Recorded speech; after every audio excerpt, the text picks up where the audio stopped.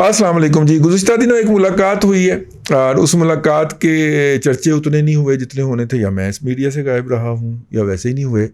तो उसके ऊपर एक दो व्लॉग बने, मैंने देखे, मैं उसके ऊपर चुप रहा, लेकिन एक दो बातें जो थीं वो मेरे से हज़म नहीं हो सकी। मैं इस मौजू के ऊपर बात नहीं करना चाह रहा था, क्यों उड़ता हुआ तीर बगल में लेना है। ठीक है, बाकी लोग जो कर रहे हैं बातें, लेकिन असल बात उस पर हुई नहीं उस मौजू के ऊपर।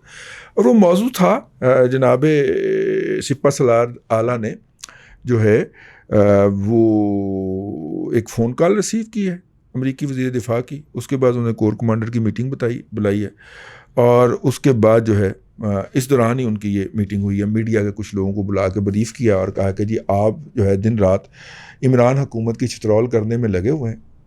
उनके ख़िलाफ़ तो कोई लफ्ज़ भी नहीं ना बोला जा सकता उनकी ज़ाते वाला बाबरकात के बारे में, और मैं भी नहीं बोलूँगा। मैं क्यों मरना है? मैं पूछा कि हजूर आप तो कहते थे कि पाकिस्तान को बचा लिया आपने 3 साल पहले इलेक्शन जीत के, व तो इज़्ज़ो मंतशा व तो ज़िल्लो मंतशा। ये तो नवाज शरीफ गद्दार जो था, ये पाकिस्तान को अंधे कुएँ की तरफ लेके जा रहा था और इसने तो तबाही फेर के रख दी थी। इकॉनमी तो खैर हमें नज़र आया कि वो आप माशाल्लाह आपने नवाज शरीफ से बढ़ के तबाही फेरी है, बल्कि को 20-30 गुना ज़्यादा बस आप जनाब ने तबाही फेरी है। लेकिन जो आप रीजन के अंदर जो जियो पोलिटिकल जो था तिगड़म, मैं आज लफ्ज़ इस्तेमाल कर रहा हूँ, जियो पोलिटिकल तिगड़म जो था वो आप सौदा बेच रहे थे। तो वो उन्होंने उस मीटिंग के अंदर फरमाया, तो चलते में आया कि जियो पोलिटिकली भी हमारा रगड़ा निकल गया है, क्योंकि अमेरिकन भी हमें नाकाबिले एतमाद समझते हैं, तालिबान भी हमें नाकाबिले एतमाद समझते हैं, और हम इतने एक लो लेवल पे आ गए हैं कि मुबैना तौर के ऊपर हमने तालिबान से कहा भैन बड़ी गलती हो गई, माफ़ी दे देना सानू, तुसी आ जाना है, और आ रहे हो तुसी, लेकिन अल्लाह का नाम है साढ़े छोटे छोटे बच्चे ने।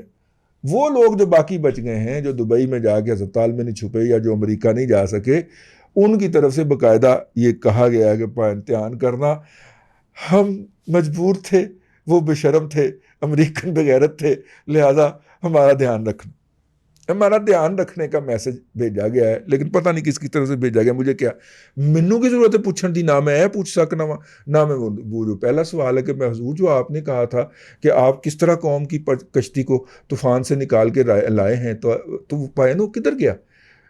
हम अकेले रह गए, तालिबान हमें जूते मारते हैं, अमेरिकन हमें जूते मार रहे हैं, इंडिया इधर फुल फ्लैज चढ़ आया है। उसने अपनी तमाम डिमांड्स पिछली तरह 2000 की तरह वाया अमेरिका आपके सर के ऊपर मुसल्लत कर दी हैं।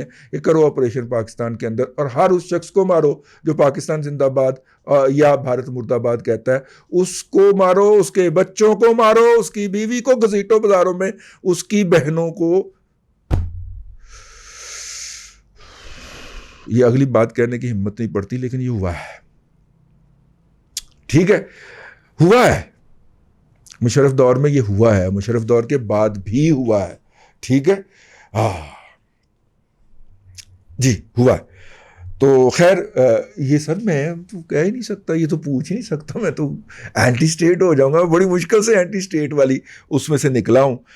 अच्छा, उसमें एक बड़ी बात कही गई और वो बात मुझसे हजम नहीं हो रही, मैं क्या करूं, वो कोई इनसाइड कर रही है। 4 रोज से 5 रोज से ज्यादा मैं ये व्लॉग कर रहा हूं, थर्सडे के रोज एक ट्रेंड चलाया जा रहा है, सैंक्शन पाकिस्तान, और ये उस ट्रेंड का दूसरा रोज है जब मुलाकात होती है सिपा सलार की। और सिपा सलार साहब फरमाते हैं कि हम पे पाबंदियां लगने लगी हैं, इक्तिसादी लगने लगी हैं या कोई और लगने लगी हैं, मुझे नहीं पता इस बात का, लेकिन ये पाबंदी लगने वाली बात जो है ये बाहर निकली है या निकलवाई गई है। वैसे भी फरमाइशी होता है, सारी चीज़ें ऑफ द रिकॉर्ड होती हैं।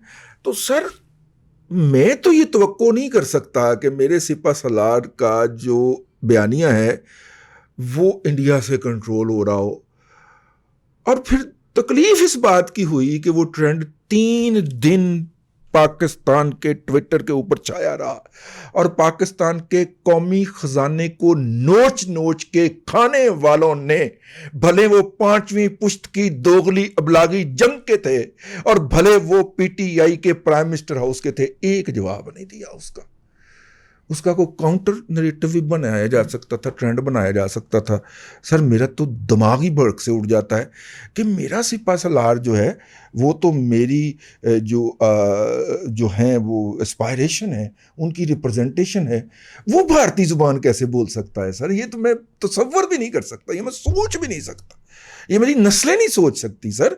2 दिन से वो ट्रेंड चल रहा है और क्या मैं ये भी तसव्वुर नहीं कर सकता कि वो इतने मतलब कि वो उनका वो इससे मुतासर हो गए होंगे, जो है ये भी तसव्वुर नहीं किया जा सकता। लेकिन 2 दिन हो चुके थे उस ट्रेंड को चलते हुए जब ये मीटिंग हुई है, तो सर ये कैसे हो सकता है? ये मैं बस कोइंसाइड तलाश करने की कोशिश कर रहा हूं कि ये हुआ कैसे है कि जो बात इंडिया से ट्रेंड की जा रही है और ट्रेंड बनाए जा रहे हैं पाकिस्तान के अंदर से, कोई शख्स, कोई अदारा, कोई ग्रुप, भाई हमारा क्या है, हम तो डरते रहते हैं कि क्या पता इस ट्रेंड को ट्रेंड करने में कल को हम भी गद्दार करार पा जाए।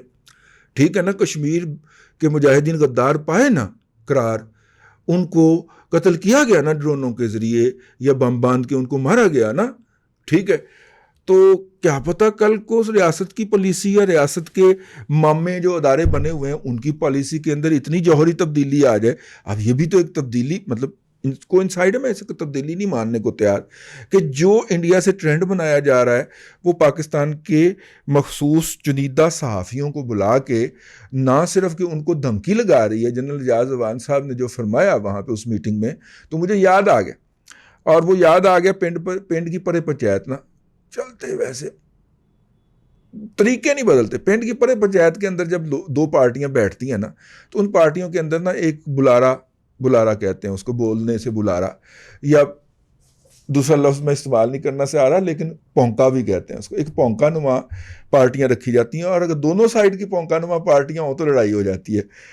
पौंका क्या कहता है, ओए असी ते लाशां विछा देनियां सन, असी ते नस्ल मुका देनी सी, ऐ ते सानू मुंह मार गया वड्डियां दा। भाई हमने तो आपके खानदान का कोई फर्द नहीं छोड़ना था, हालांकि लड़ाई बच्चों की होगी, लेकिन एक पौंका या बुलारा वहां पे बिठाया होता है दूसरे फरीक को प्रेस करने के लिए। तो जनरल एजाज अवान साहब बेसिकली वो करैक्टर के तौर पे गए थे। ओ मेरे पास तो लोग आए थे स्पेशल सर्विसेज के कमांडोज कि हम फलाने को मार दें, तो मैंने उन्हें कहा कि नहीं नहीं नहीं नहीं, ये धमकी थी, ये धमकी है। हामिद मीर के लिए भी, मेरे लिए भी, हर उस शख्स के लिए भी जो जनरल एजाज अवान की बातों के ऊपर तालियां नहीं बजाता, वो जैसी भी गुफ्तगू करते हैं, उन्होंने बड़ी कोशिश की है, अगरचे वो उस मौके पे फायज नहीं हुए कि वो जनरल शुएब जो है ना, वो शुएब साहब वो अलमंडी वाले आहो, जनरल शुएब साहब वाले मर्तबे की बोंगियां मार सकें, लेकिन वो उस मर्तबे पे फायज नहीं हो सके। लेकिन कुछ कम भी नहीं है, 19-20 का फर्क है दोनों का। तो उन्होंने वहां पे बैठ के वो धमकी लगाई। अब और उस धमकी का नतीजा भला क्या निकला कि इस मीटिंग के खत्म होते ही हामिद मीर साहब को अदारे से फायर कर दिया गया, और इसकी खबर सबसे पहले उनके सबसे बड़े, बौंका नहीं कहते, वो कह देते हैं, बुलारा कह देते हैं, उनके सबसे बड़े बुलारा इमरान रियाज खान साहब ने ब्रेक की, खास काम जहां पाक, यानी जियो के अंदर की खबर जो है वो ब्रेक जो है वो साहब कर रहे हैं। ठीक हो गया, ठीक है ना। तो ये वो थी।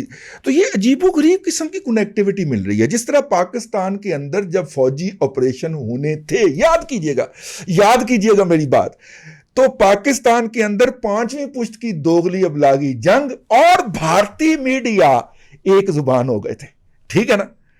वही दहशतगर्द यहां पे करार दिए जाते थे जो वहां पे कश्मीरी दहशतगर्द, कश्मीरी मुजाहिदीन दहशतगर्द हो गए थे, और आतंकवादी तो वो कह ही रहा है जब से कश्मीर में रेजिस्टेंस की मूवमेंट चल रही है।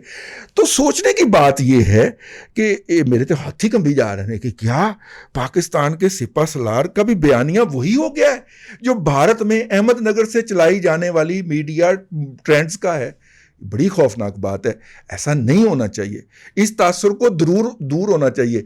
सैंक्शन पाकिस्तान की अगर ट्रेंड चल रहा था तो सैंक्शन इंडिया का भी ट्रेंड चल सकता था, और ऐसे चल सकता था। चलाया ना पीटीएम एक्सपोज, ये देख लें, पीटीएम एक्सपोज चला दिया ना, एक आधे घंटे के अंदर ट्रेंड बना के चला दिया।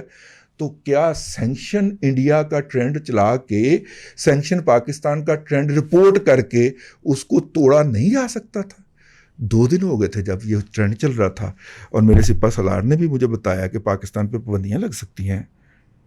यार मैं क्या सोचूं और क्या ना सोचूं, आगे सोचने को मेरा दिल नहीं करता, आगे सोचने को मेरा दिल नहीं करता। मेरे लिए दुआ करें, अपने लिए दुआ करें, इस अर्ज़े वतन के लिए दुआ करें। ये जिन लोगों के हाथ में चढ़ गई है वो अटारनी याद आ जाता है मुझे। दुआ करें अल्लाह ताला माफ़ी करे, ये किन लोगों के हाथ में चढ़ गई यार। अल्लाह आपको आसानियाँ अता करे और आसानियाँ खल्क़े खुदा में तकसीम करने की तौफ़ीक अता करे।